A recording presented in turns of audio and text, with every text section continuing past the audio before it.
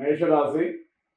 మేషరాశికి ఈ సంవత్సరం ఆదాయం చూస్తే 11గా ఉంది, వ్యయం చూసినట్టయితే 5గా ఉన్నది.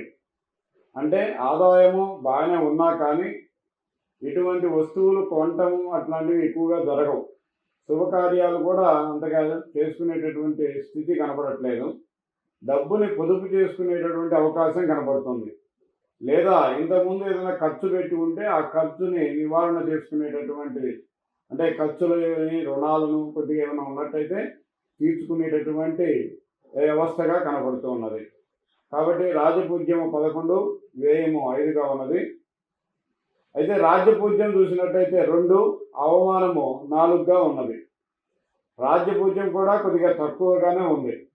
అంటే శనిగ్రహం అనేది కొద్దిగా ఏలినాటి శనిలో సంతరించడం వల్ల మనం చేసే పనుల వల్ల కొద్దిగా మనల్ని తప్పు పట్టడము, లేదా మనము కొద్దిగా తప్పు ద్రోవల్లో పోవటము, ఇట్లాంటివి చేయటం వలన పెద్దలను వ్యతిరేకించడము, పెద్దలతో విరోధాలు పెట్టుకోవటము, పెద్దలు చెప్పిన మంచి మాటలు వెనక వ్యతిరేకం తిరగటము, పెద్దలు చెప్పింది ప్రతిదీ కూడా మనకి వ్యతిరేకంగా ఉండటము, ఇట్లాంటి వాటి వల్ల మీకు రాజ్యపూజ్యము కొద్దిగా బాగా తగ్గుతూ వస్తున్నది. అవమానాలు ఎక్కువగా ఉండటానికి అవకాశం ఉన్నది. అవమానం వచ్చి 4 పాళ్ళు ఉన్నది. కాబట్టి ఈ సంవత్సరము పెద్దలతోనూ మనం చేసే పనులు నీతి నిజాయితీతో గాను, చేసే పనులు బద్ధకం లేకుండా చక్కగా చేసుకున్నట్టయితే అన్ని రకాలుగా మంచి ఫలితాలు కలగటానికి అవకాశం ఉన్నది. నిద్ర ఎక్కువ అవుతుంది, బద్ధకం పెరుగుతుంది, దొంగ మాటలు చెప్పడం అవుతుంది. ఇట్లాంటివి కొన్ని జరగడం వల్ల కొన్ని ఇబ్బందులు ఎదుర్కోవాల్సి వస్తుంది. తర్వాత గ్రహస్థితి వాటి పరిశీలన చూసినట్టయితే 6వ స్థానంలో శనిగ్రహం సంచరిస్తున్నది.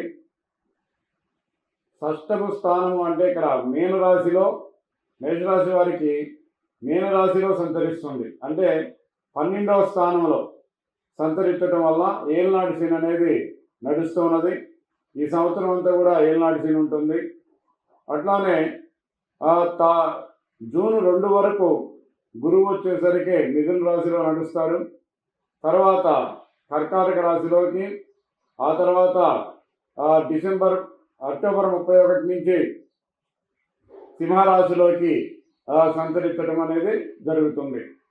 తర్వాత జనవరి 25 నుంచి మరలా కర్కాటక రాశికి రావడం జరుగుతూ ఉంటుంది. అట్లానే రాహు కేతువులు వచ్చేసరికి డిసెంబర్ 5 వరకు వాళ్ళ స్థానాల్లో నడుస్తూ ఉంటారు. ఒకటి కుంభరాశి, కేతు వచ్చేసరికి సింహరాశిలో ఉంటాడు. ఈ విధంగా ఉండటం వల్ల ఈ గ్రహస్థితి సంచార ప్రభావంగా వీరి ఫలితాలు చూసినట్టయితే మెయిన్గా ఏలినాటి శని ప్రభావం ఎక్కువగా ఉండటం వల్ల ఈ ఏలినాటి శని వలన కొద్దిగా మనకు దగ్గర వాళ్ళే విరోధులుగా ఉండటము, మన పెద్దవాళ్ళు కొద్దిగా విరోధుగా ఉండటము, చేసే పని సక్రమంగా చేయలేకపోవటము, బద్ధకం బాగా పెరగటము, ప్రయాణాలు ఎక్కువగా జరగటము, అనవసరమైన పనులకు తిరిగి అనవసరంగా మనం చేయవలసిన మంచి కర్మలు చేయకుండా, అంటే కొన్ని విద్యార్థులు అయితే చదవకుండా వాళ్ళ యొక్క పనిని టయాన్ని వేస్ట్ చేసుకోవటము, అదే ఉద్యోగస్తులైతే వాళ్ళ పని చేయకుండా వేరే వాళ్ళ పనులు చేసుకోవడం, వాళ్ళ వల్ల ఇబ్బందులు పడటం, వాళ్ళ ద్వారా నష్టం ఎదుర్కొనటము, ఇట్లాంటివి ఎక్కువగా కనపడుతున్నాయి. వచ్చిన లాభం కూడా కొద్దిగా ఖర్చులకి ఎక్కువగా ఉపయోగపడేటట్టు ఉన్నాయి. అంటే ఖర్చులు ఎక్కువ చేయడానికి అవకాశం ఉన్నది. వచ్చిన లాభం నిలబడదు, వచ్చిన మాట నిలబడదు. ఒకవేళ వచ్చిన కీర్తి ప్రతిష్టలు వచ్చినా ఇవి ఎక్కువ కాలం నిలబడవు. ఈ విధంగా ఎక్కువగా నడుస్తున్నది. అంతేకాకుండా ఏలినాటి శని వలన ప్రమాదాలు ఎక్కువగా జరగడానికి అవకాశం ఉన్నది.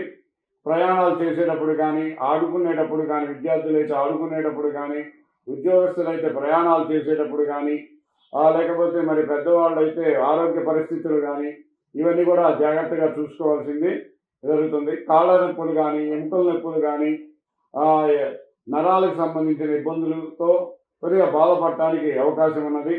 కాబట్టి వీటి నివారణకి ప్రతి శనివారం కానీ, ప్రతి రోజు కానీ గోవిందనామాలు చదువుకున్నట్టయితే కొంతవరకు మీరు బయటపడతారు. అట్లానే శనేశ్వరుడికి తైలాభిషేకం చేసుకున్నట్టయితే మీరు ఈ నష్టాల నుంచి కొద్దిగా ఇబ్బందుల నుండి కొద్దిగా తొలగిపోవడానికి అవకాశం ఉన్నది. అయితే మీకు ఆరోగ్య పరిస్థితులు కొద్దిగా ఎక్కువగా ఇబ్బంది పెట్టేటటువంటి స్థితి కనబడుతుంది. ఆరోగ్యం ద్వారా కొన్ని ఖర్చులు చేయాల్సి వస్తుంది. శత్రువుల ద్వారా లేదా మిత్రుల ద్వారా కొద్దిగా ఖర్చు పెట్టాల్సి వస్తుంటుంది. వాటి ద్వారా ఆరోగ్యం ద్వారా కూడా కొద్దిగా ఇబ్బందులు పడాల్సి వస్తూ ఉంటుంది. వాటి ద్వారా కొద్దిగా ఖర్చులు ఎక్కువ జరగడానికి అవకాశం ఉన్నది. అదేవిధంగా చూసుకున్నట్టయితే ధన విషయము కొద్దిగా నిలబడటం కష్టంగా ఉంటుంది. ధన ఖర్చులు ఎక్కువగా అవుతాయి. సంచారం వల్ల ఎక్కువ ఖర్చులు అవుతాయి. మాట వల్ల కొద్దిగా ఖర్చులు ఎక్కువగా ఇబ్బందులు పడాల్సి వస్తుంది. మనం దురుసుగా మాట్లాడటం వల్ల కానీ, ఎవరైనా మంచివాళ్ళు కానీ, పెద్దవాళ్ళు కానీ, ఇంకొకరు కానీ చెప్పిన మాట వినకుండా, వాళ్ళు చెప్పింది వినకుండా మన పనులు మనం చేసుకొని మొండిగా వెళ్ళటం వల్ల ఇబ్బందులు పడటం జరుగుతూ ఉంటుంది. ఆ కుటుంబంలో చికాకులు ఏర్పడటానికి కూడా కొంతవరకు అవకాశం ఉన్నది. అయితే దీని వారి ఇంకా చూసినట్టయితే ఈ శనిగ్రహం యొక్క ఫలితాలు ఇంకా ఎక్కువగానే ఉన్నాయి ఈ సంవత్సరము. మనం చేసే తండ్రితో కానీ పెద్దలతో కానీ కొద్దిగా విరోధ భావం ఎక్కువగా కనపడుతూ ఉన్నది. దూర ప్రయాణాలు చేయడానికి కొద్దిగా ఖర్చులు పెట్టాల్సి వస్తూ ఉంటుంది. మంచి చేయాలనుకుని చెడుగా చేసుకోవటము, చెడు కలగటము ఇట్లాంటివి ఎక్కువగా జరుగుతూ ఉంటాయి. కాబట్టి వీరు కొద్దిగా ప్రతి శనివారం వెంకటేశ్వర ప్రార్థన చేసుకున్నట్టయితే మంచి ఫలితాలు పొందుతూ ఉంటారు. అదేవిధంగా ఈ గురువు లక్షణాలు చూసినట్టయితే గురువు తృతీయ స్థానంలో ఉన్నాడు. ఆయన ఈ జూన్ 2 వరకు తృతీయ స్థానంలో ఉండడం వల్ల ధైర్యము, మొండితనము, బలము ఇవన్నీ కూడా బాగుండటం జరుగుతుంది. అయితే సోదరుల ద్వారా కానీ, ప్రయాణాల ద్వారా కానీ కొద్దిగా ఖర్చులు ఎదుర్కోవాల్సి వస్తుంది. ధైర్యంతో మనం ఎట్లయినా చేసినా, ఏమైనా చేసినా గెలుస్తాము, లేకపోతే ఈ విధమైనటువంటి మొండితనంతో కొద్దిగా నష్టపోవాల్సి వస్తూ ఉంటుంది. అట్లానే ఇట్లాంటి యొక్క పనితనం వల్ల కొంత మంచితనం కూడా నష్టపోవాల్సి వస్తుంది. మంచి భాగ్యస్థితిని మీరు చేదార్చుకోవటం జరుగుతూ ఉంటుంది. కాబట్టి పెద్దల యందు గౌరవంగా ఉండండి. పెద్దలు చెప్పిన మాట వినండి. వీలైతే ప్రతి శనివారం వెంకటేశ్వర ప్రార్థన చేసుకోండి. గురువారం పూట తండ్రి యొక్క ఆశీర్వాదం తీసుకోండి. విద్యలో కానీ, ఉద్యోగంలో కానీ, వ్యాపారంలో కానీ, మరి యొక్క మీరు తలపెట్టిన ఆ పనుల్లో కానీ కొంతవరకు విజయాన్ని పొందడానికి అవకాశం ఉంటుంది. అట్లానే మీరు చూసినట్టయితే మీకు జూన్ 2 తర్వాత నుంచి విద్యా స్థానంలో కానీ, ఉద్యోగ స్థానంలో కానీ, మరి వ్యాపారంలో కానీ, వ్యవసాయంలో కానీ, మరి ఏ విధంగా అయినా కానీ కొంతవరకు వెసులుబాటు కలుగుతుంది. కొంతవరకు బాగానే ఉంటుంది. కానీ గురువు 4వ స్థానంలో ఉండటం వల్ల తల్లికి కొద్దిగా అనారోగ్య సూచనలు కనపడుతూ ఉన్నాయి. లేదా మీ మాతృవర్గంలో వాళ్ళకి కొద్దిగా అనారోగ్య సూచనలు కనపడతాయి. గృహ సంబంధించి కానీ, వ్యవసాయ సంబంధించి కానీ, వ్యాపార సంబంధించి కానీ కొంతవరకు ఒడిదుడుకులు ఎదుర్కోవాల్సి వస్తుంది. కానీ చివరికి మటుకి 60% మంచి లాభమే కలుగుతూ ఉంటుంది. కాకపోతే 4 అనేది అర్ధాష్టమంలో ఉంటాడు కాబట్టి కొంతవరకు ఇబ్బందులు ఎదుర్కోవాల్సి వస్తూ ఉంటుంది. కాబట్టి ప్రతి గురువారం కూడా పెద్దల యొక్క ఆశీర్వాదం తీసుకోండి. మీ తండ్రి గారి కానీ, తాతగారి ఆశీర్వాదం కానీ తీసుకురండి. కొంత చదువులో కానీ, విద్యలో కానీ, ఉద్యోగంలో కానీ, వ్యాపారంలో, వ్యవసాయంలో కానీ, మరి ఏ ఇతర కార్యక్రమంలో అయినా కానీ మంచి లాభం పొందడానికి అవకాశం ఉంటుంది. తర్వాత నెక్స్ట్ చూసినట్టయితే అక్టోబర్ 31 నుంచి ఆయన పంచమ స్థానంలోకి వెళ్ళటం వల్ల విద్యలో మంచి వృద్ధి కలుగుతుంటుంది. విద్య, ఉద్యోగ, వ్యాపార, ధన, వ్యవసాయ సంపద అనేది బాగా పెరిగిపోతూ ఉంటుంది. ఒక్క 3 నెలలు మీకు ఆదాయం పుష్కలంగా ఏర్పడుతుంది. విద్య చదువుతున్న వాళ్ళకి విద్య బాగుంటుంది. వ్యాపారం చేసే వాళ్ళకి వ్యాపారం బాగా వస్తుంది. వ్యవసాయం చేసే వాళ్ళకి పంట బాగా పండుతుంది. ఇంకా ఉన్నత స్థానంలోకి వెళ్ళాలి అని ప్రమోషన్ కావాలి అనుకున్న వాళ్ళకి ప్రమోషన్ జరగడానికి అవకాశం ఉన్నది. సంపద అనేది పెరగడానికి అవకాశం ఉన్నది. అయితే అక్టోబర్ 31 దాకా నుంచి జనవరి 25 దాకా మీకు ఇట్లాంటి పరిస్థితి ఉంటుంది. జనవరి 25 నుంచి మళ్ళా మీకు ఈ ఫలితాలు కొద్దిగా తగ్గుముఖం పడతాయి. వాహన ప్రమాదం కానీ, లేకపోతే పెద్దల ద్వారా కొద్దిగా ఇబ్బందులు పడటం కానీ, పెద్దలు మీ జాతకం పరంగా కొద్దిగా అనారోగ్య సూచనలు కలగటం కానీ ఇట్లాంటివి కొద్దిగా నడుస్తూ ఉంటాయి. కాబట్టి గురువారం పూట శనగలు దానం ఇచ్చుకొని ఈశ్వరుణ్ణి సాయంత్రం పూట 6ంటికి గురువారం పూట ఆయన దర్శనం చేసుకొని ఆయనకి 11 ప్రదక్షిణాలు చేసుకున్నట్టయితే మీకు మంచి ఫలితాలు విద్యలో కానీ, ఉద్యోగంలో కానీ, వ్యాపారంలో కానీ, వ్యవసాయంలో కానీ మరి ఏ ఇతర కార్యక్రమంలో అయినా కానీ మీకు సంపూర్ణంగా విజయం లభిస్తుంది. అట్లానే రాహు 11వ స్థానంలో తిరుగుతున్నాడు. ఆ సంచారం వల్ల కూడా మీకు కొంతవరకు ఆకస్మిక లాభాలు వచ్చినా కానీ ఈ ఏళ్ళనాడు శని వల్ల కొన్ని అవన్నీ కూడా నష్టపోవడం జరుగుతూ ఉంటుంది. అది మానసిక సంతోషం అలా వచ్చి అలా పోతూ ఉంటుంది.